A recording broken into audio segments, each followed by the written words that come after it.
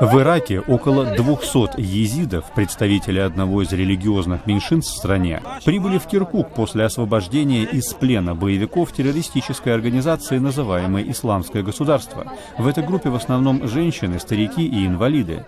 По заявлению официальных властей, представителям местных арабских племен удалось договориться с боевиками об освобождении части похищенных ими ранее езидов. После захвата боевиками в августе прошлого года города Синджар и его окрестностей на северо-западе Ирака, одного из регионов компактного проживания иракских езидов, были убиты или похищены тысячи местных жителей. В Казани, столице Татарстана, почтили память Бориса Немцова, одного из лидеров российской оппозиции, убитого в центре Москвы 27 февраля. По православной традиции, поминание было приурочено к 40-инам со дня его гибели. Участники акции несли плакат «Прекратите лгать», как обращение к российским властям. В ходе расследования убийства политика были арестованы 5 мужчин, уроженцев Северного Кавказа, однако главный подозреваемый отказался теперь от своего признания в соучастии. В столице Молдавии Кишиневе молодые люди организовали 7 апреля акцию памяти жертв столкновений с полицией в ходе антикоммунистических протестов в апреле 2009 года. Они почтили память единственного погибшего тогда человека, а также выступили в поддержку нескольких пострадавших, следствия по делу которых в отношении обвиняемых ими полицейских не завершены и до сих пор.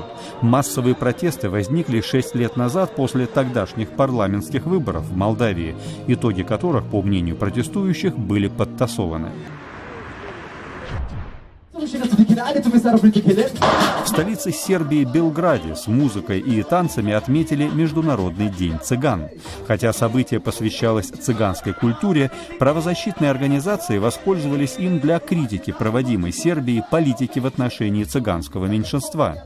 Организация «Международная амнистия» отметила, в частности, что Белград так и не смог обеспечить жильем группу цыган, выселенных из их поселений 3 года назад.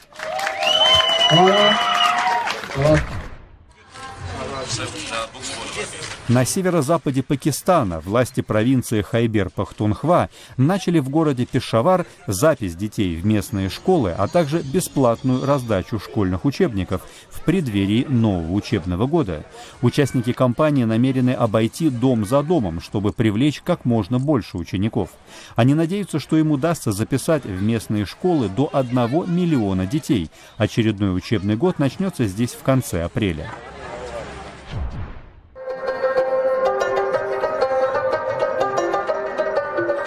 А в столице Пакистана, Исламабаде, продолжается выставка ремесел всех регионов страны.